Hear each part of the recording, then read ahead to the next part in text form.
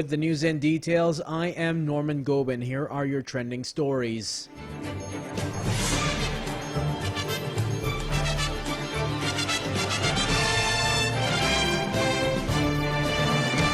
Fraudster who received presidential pardon from Granger back in court.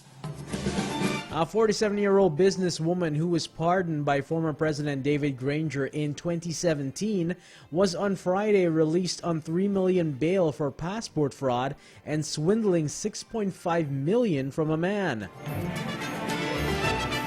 Kemwati Ramnath of Grove, East Bank, Demerara was arraigned before City Magistrate Dylan Bess at the Georgetown Magistrates Court for forgery and obtaining money under false pretense.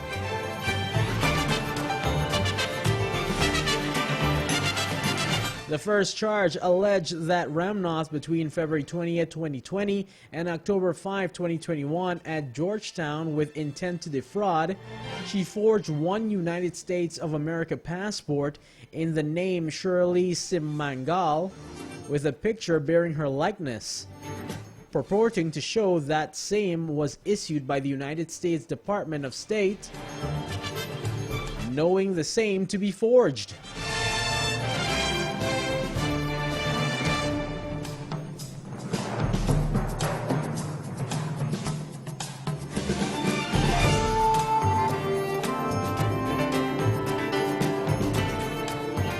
Sharon Hicks, the permanent secretary at the Ministry of Amerindian Affairs, was arrested on Thursday afternoon during a sting operation carried out by members of the Ghana Police Force.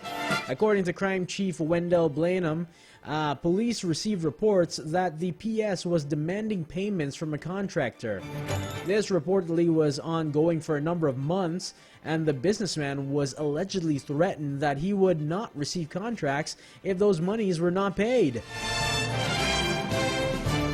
As such, a sting operation was conducted where marked bills were reportedly paid to the PS by the businessman.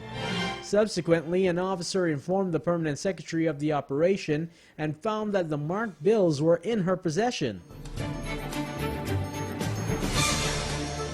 More importantly, however, Blanham said that the permanent secretary was released on bail, but investigations into the matter are continuing.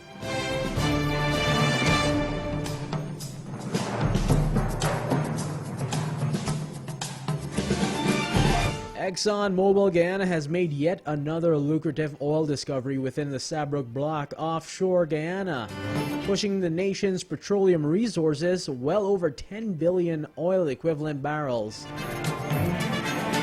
The latest find at the Cataback 1 well brings the total discoveries within the Stabroek Block to more than 20. In a statement issued on Thursday, the oil giant said that the Cataback 1 well encountered 243 feet, that is 74 meters of net pay in high-quality hydrocarbon-bearing sandstone reservoirs.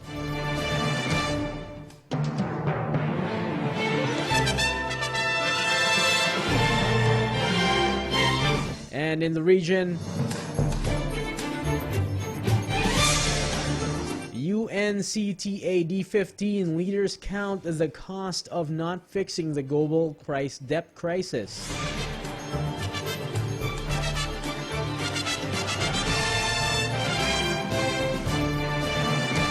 Even before the pandemic, debt levels were dangerously unsustainable, especially for developing countries and the world's poorest nations. COVID-19 has accelerated this challenge exponentially.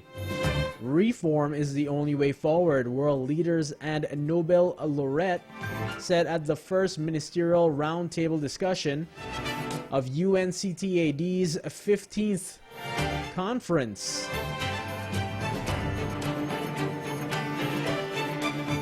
Barbados Prime Minister Mia Mottley gave her report from the front lines as a nation at the intersection of debt and climate vulnerability.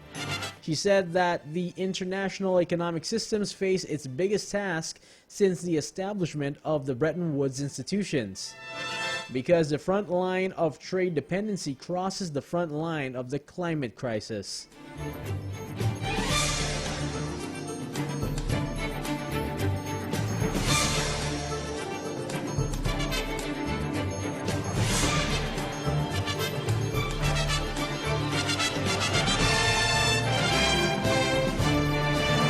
And internationally, a suicide bomb attack on a mosque in the Afghan city of Kunduz has killed at least 50 people, officials say, in the deadliest assault since U.S. forces left.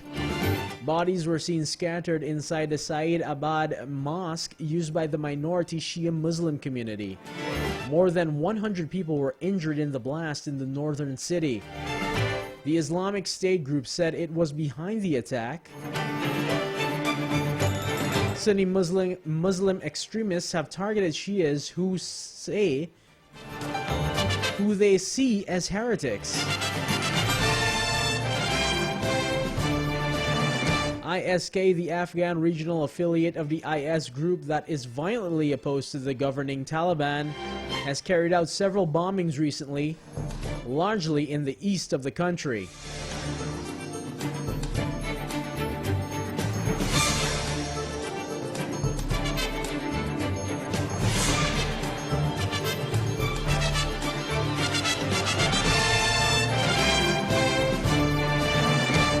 Most of the world's nations have signed up to a historic deal to ensure big companies pay a fairer share of tax. Some 136 countries have agreed to enforce a corporate tax rate of at least 15%, as well as a fairer system of taxing profits where they are earned. It follows concern that multinational companies are rerouting profits through lower tax jurisdictions. Yet some say that a 15% rate is too low, and big companies will get around the rules. UK Chancellor Rishi Sunak said the deal would upgrade the global tax system for the modern age.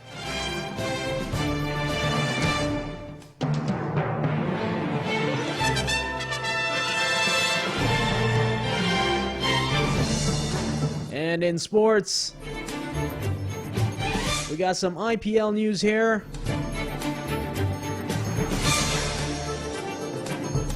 Reigning Indian Premier League champions Mumbai Indians failed to reach the playoffs despite a 42-run win over Sunrisers Hyderabad. Needing to win by 171 runs to qualify, Mumbai racked up a 235 for 9, batting first, thanks to Ishan Kishan's 84 and Yadav's 82. They then needed to bowl out their opponent for less than 65. But Sunrisers cruised past that target as they added 64 for the first wicket, with England's Jason Roy making 34. Once that important number was passed, with nothing to play for but pride, the run rate climbed too much for Sunrisers batters to get anywhere near the imposing total.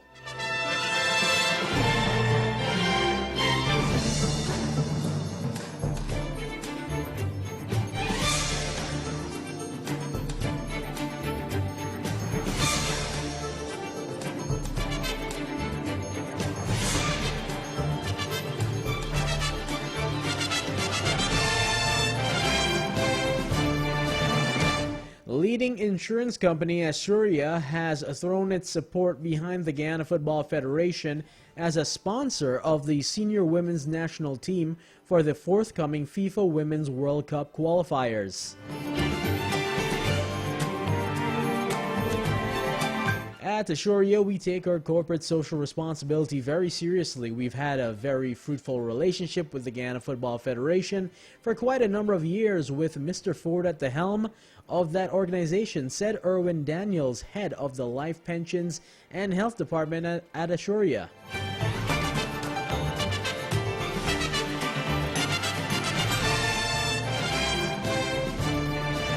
The Lady Jags are preparing for a week-long training camp in Puerto Rico between October 18 and October 24, with practice matches against the host scheduled for October 20 and October 23.